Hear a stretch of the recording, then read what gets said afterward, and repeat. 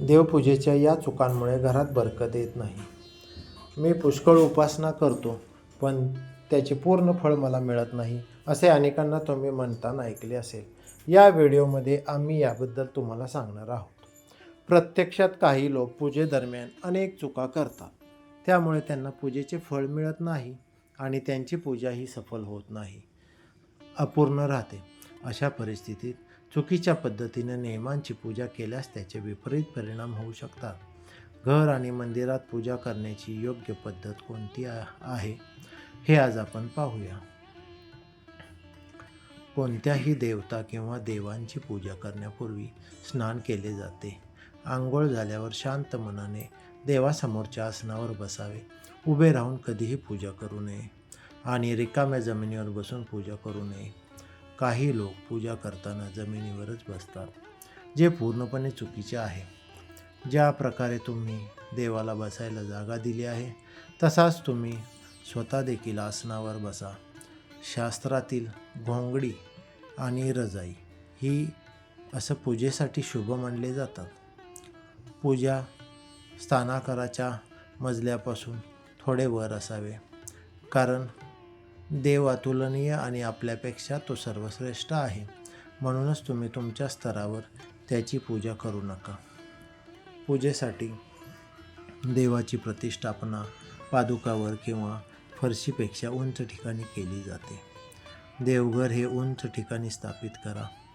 तसेच घराची पूजा करा. याशिवाय पूजा घरात देवतांचे फोटो, देवी देवतांच्या मूर्ती कधीही भिंतीजवळ ठेवू नयेत. पूजा करतेवेळी तुमचे तोंड उत्तर किंवा पूर्वेकडे असावेत. घरी किंवा कोणत्याही मंदिरात पूजा पूर्ण केल्यानंतर देवाची प्रार्थना करा.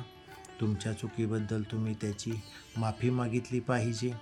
याद्वारे तुम्ही कळत नकळत किंवा जाणून बुजून तुमच्याकडून झालेल्या चुकांची माफी मागा. देव चुका माफ करतो आणि आशीर्वाद देतो. पूजेची खोली नेहमी घराच्या उत्तर पूर्व कोपऱ्यात असावी. घरात कोणत्याही एकापेक्षा जास्त मूर्ती असू नये. कोणत्याही देवाची मूर्ती 9 इंच किंवा 22 सेंटीमीटरपेक्षा लहान असणे आवश्यक आहे. यापेक्षा मोठी मूर्ती घरात ठेवणे अशुभ मानली जाते. मंदिरात मोठी मूर्ती ठेवावी. तुमच्या बेडरूममध्ये कधीही पूजाघर बसू नका आणि रात्रीच्या वेळी तुमची पूजा खोली पडद्याने झाकून ठेवा. आणि शंख, घंटा, प्रसाद या पूजेच्या खोलीत वापरल्या जाणाऱ्या सर्व वस्तू ठेवा. शंख, घंटा, प्रसादासारखी भांडी, दीपक, शिवलिंग आणि भगवान शालिग्रामच्या वर स्वच्छ वस्त्रे ठेवावीत. असे न केल्यास दररोज पूजा करूनही योग्य फळ मिळत नाही. सूर्यास्तानंतर रात्री कुठेही घरात किंवा मंदिरात गेल्या शास्त्रात उल्लेख आहे की पूजा करताना यावेळी शंख व घंटा वाजवू नये. असे मानले जाते की सूर्यास्तानंतर देवी देवता झोपी जातात आणि अशा स्थितीत त्यांना जागे करणे योग्य मानले जात नाही. म्हणूनच नेहमी लक्षात ठेवा की सूर्यास्तानंतर घंटा आणि शंख वाजवू नये. पुष्कळदा लोक पूजा करताना फक्त धूप जाळतात, पण हे चुकीचे आहे. देवतेची पूजा करण्यापूर्वी दिवा लावणे अनिवार्य मानले जाते. असे मानले जाते की दिवा परमेश्वराचे प्रतिनिधित्व करतो. आपण दिलेला प्रसाद, अगरबत्ती आणि इतर कामांना आपला भक्तिभाव साक्षीदार असतो. पूजा करण्यापूर्वी दिवा लावला नाही तर तुमची प्रार्थना कधीच पोहोचत नाही.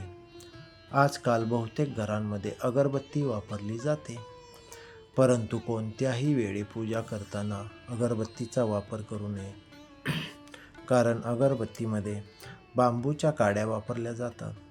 परंतु हिंदू धर्मग्रंथामध्ये पूजेत बांबूचा वापर निश्चित मानला जातो. त्यामुळे पूजेत नेहमी दिव्यांचा वापर करावा. तुमच्या मंदिरात किंवा पूजागृहात कधीही नग्न मूर्ती ठेवू नका. देवासाठी कपडे शिवणे. आजकाल देवी देवतांचे कपडेही बाजारात मिळतात. तुम्हाला हवे असल्यास तुम्ही ते बाजारातून विकत घेऊ शकता. नेहमी देवतेच्या आवडीनुसार किंवा त्यांची शुभ्रता लक्षात ठेवूनच कपडे घालावेत. सूर्य, गणेश, दुर्गा, शिव आणि विष्णू यांना पंचदेव म्हणतात. त्यांची सर्व कार्यात पूजा अनिवार्यपणे केली जाते. रोज पूजा करताना या 5 देवांचे ध्यान केले पाहिजे. यामुळे देवी लक्ष्मीचा आशीर्वाद आणि समृद्धी प्राप्त होते. तुम्ही कोणत्या देवतेची पूजा करत आहात हे महत्त्वाचे नाही, पण सर्वप्रथम श्री गणेशाची पूजा कोणत्याही हवनात किंवा कोणत्याही वेळी केली जाते. कोणत्याही शुभकार्याच्या सुरुवातीला श्री गणेशाला नमस्कार करावा. असे म्हटले जाते की श्री गणेशाची पूजा केल्याशिवाय कोणत्याही गोष्टीत फल प्राप्त होत नाही. डोके झाकल्याशिवाय पूजा करू नये. असे मानले जाते की डोके न झाकता पूजा केल्याने त्यांचे पूर्ण फळ मिळत नाही. पूजेदरम्यान डोके झाकणे देवप्रती श्रद्धा दर्शवते. उपासनेच्या वेळी डोके झाकण्याची धार्मिक प्रथा आहे. पूजेच्या वेळी डोके झाकल्याने पूजेचे पूर्ण फळ मिळते. असे केल्याने देवाबद्दलची श्रद्धा दिसून येते. पूजेच्या वेळी डोके झाकण्यामागचे धार्मिक कारणाबरोबरच शास्त्रीय कारणही देण्यात आले आहेत. म्हणूनच स्त्री असो किंवा पुरुष यांनी डोके झाकले पाहिजे. एका हाताने नमस्कार करू नका. नेहमी पूर्णपणे झोपून नतमस्तक होऊन दोन्ही हात जोडून नमस्कार करावा. जेव्हा तुम्ही मंदिरात पूजा करण्यासाठी मंदिरात मिळणारा प्रसाद मंदिरातच खावा.